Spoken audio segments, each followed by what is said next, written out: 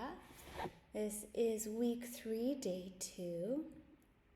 Today I'm going to read through Exodus chapter 1 to 3.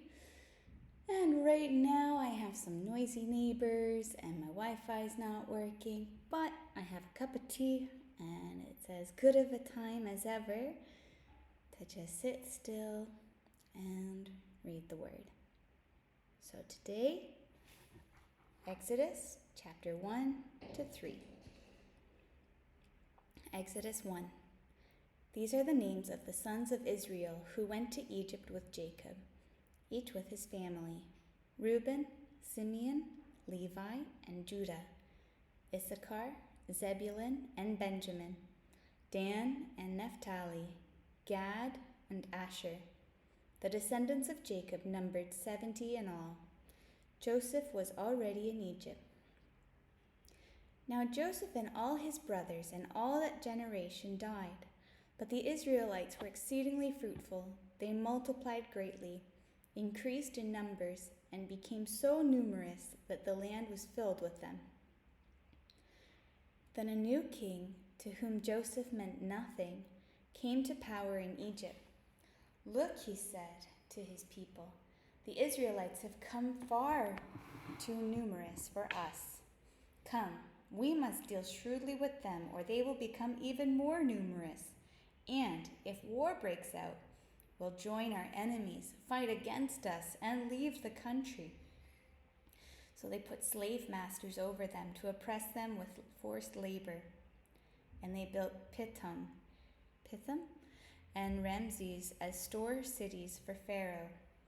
But the more they were oppressed, the more they multiplied and spread to the Egyptians.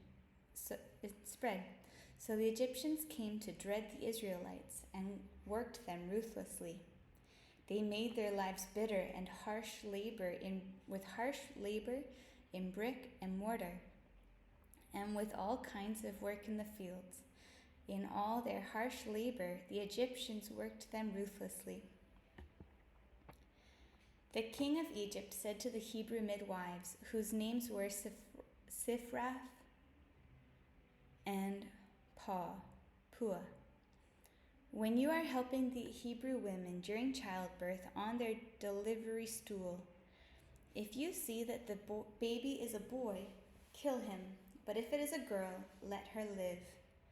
The midwives, however, feared God and did not do what the king of Egypt had told them to do. They let the boys live.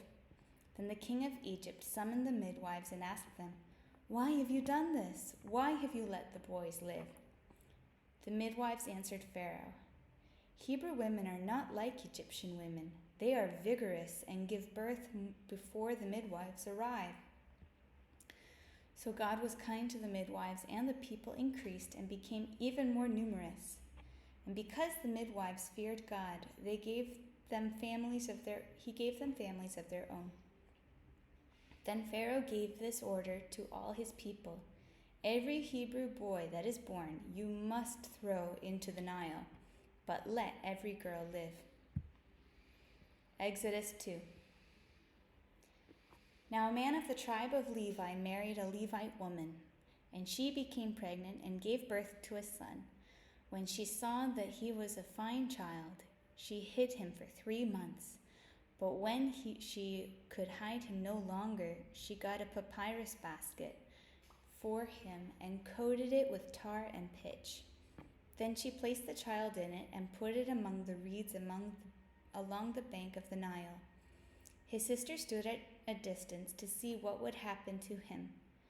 Then Pharaoh's daughter went down to the Nile to bathe, and her attendants were walking along the riverbank. She saw the basket among the reeds and sent her female slave to get it. She opened it and saw the baby. He was crying, and she felt sorry for him. "This is one of the Hebrew babies," she said. Then his sister asked Pharaoh's daughter, "Shall I go and get one of the Hebrew women to nurse the baby for you?" "Yes, go," she answered. So the girl went and got the baby's mother. Pharaoh's daughter said to her, "Take this baby and nurse him for me, and I will pay you." So the woman took the baby and nursed him. When the child grew older, She took him to Pharaoh's daughter, and he became her son. She named him Moses, saying, I drew him out of the water. One day, after Moses had grown up, he went out to where his people were and watched them at their hard labor. He saw an Egyptian beating a Hebrew, one of his people. Looking this way and that and seeing no one, he killed the Egyptian and hid him in the sand. The next day he went out and saw two Hebrews fighting. He asked the one in the wrong, Why are you hitting your fellow Hebrew? The man said, Who made you ruler and judge over us? Are you thinking of killing me as you killed the Egyptian? Then Moses was afraid and thought, What I did must have become known. When Pharaoh heard of this, he tried to kill Moses. But Moses fled from Pharaoh and went to live in Midian, where he sat down by a well. Now a priest of Midian had 7 daughters, and they came to draw water and fill the troughs to water their father's flock. Some shepherds came along and drove them away. But Moses got up and came to their rescue and watered their flock. When the girls returned to Reuel, their father, he asked them, Why have you returned so early today? They answered, An Egyptian rescued us from the shepherds. He even drew water for us and watered the flock. And where is he? Reuel asked his daughters. Why did you leave him? Invite him to have something to eat.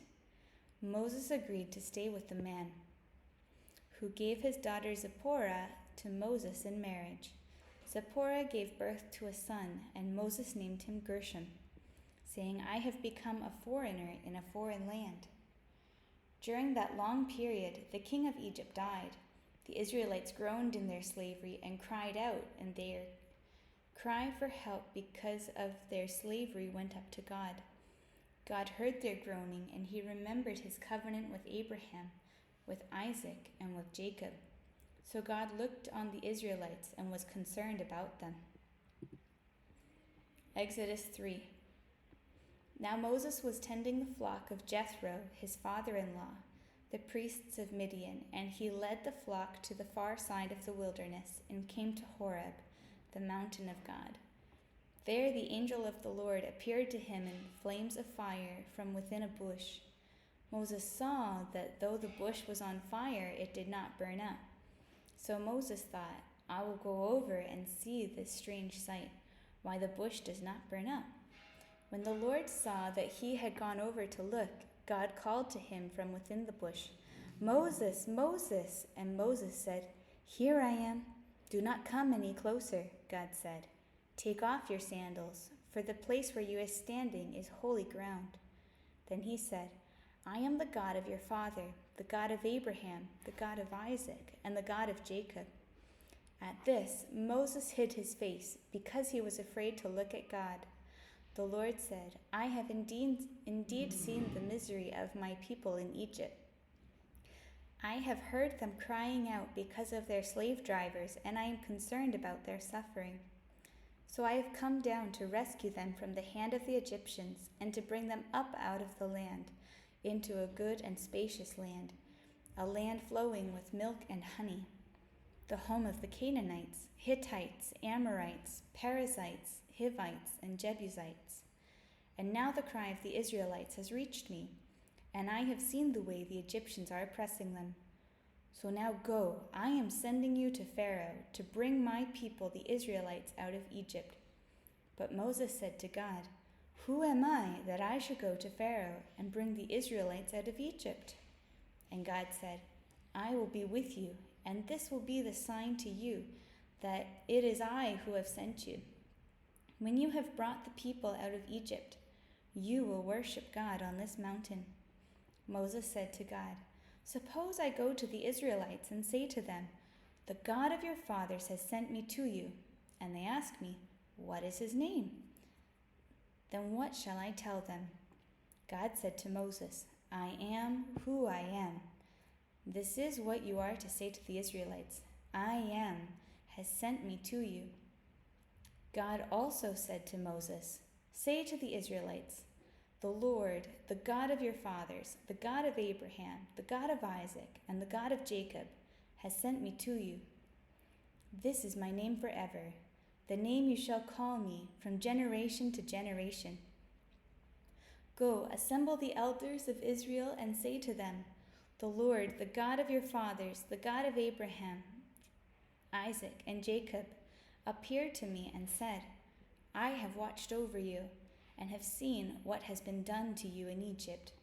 And I have promised to bring you up out of your misery in Egypt, into the land of the Canaanites, Hittites, Amorites, Perizzites, Hivites, and Jebusites, a land flowing with milk and honey.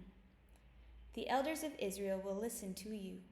Then you and the elders are to go to the land of Egypt, to the king of Egypt, and say to him, the Lord, the God of the Hebrews, has met with us. Let us take a 3-day journey into the wilderness to offer sacrifices to the Lord our God. But I know that the king of Egypt will not let you go, unless a mighty hand compels him. So I will stretch out my hand and strike the Egyptians with all the wonders that I will perform among them. After that, he will let you go. And I will make the Egyptians favorably disposed towards this people, so that when you leave, you will not go empty-handed. Every woman is to ask her neighbor and any woman living in her house for articles of silver and gold and for clothing, which you will put on your sons and daughters, and you will plunder the Egyptians. And this concludes the reading for day 2, Exodus chapter 1 to 3. And I'd like to close in prayer. God, thank you for this new day. Thank you for this nice time in the Word. And even though it's not personally quiet for me because of my noisy neighbors turning up the music, banging their pots, and children stomping their feet above my head, I just thank you for this shelter of my apartment, the safety and security that I have, the provisions that I have. And Lord, if there is anyone feeling disquieted today, I pray that you also help them to find a place of quiet. Sometimes it just takes some earplugs. But Lord, that you would, no matter what, help us to be still in the midst of loud things or confusion or difficult times, and to come before you and to know that you are God. Thank you for your word and for this time today. In Jesus' name, amen.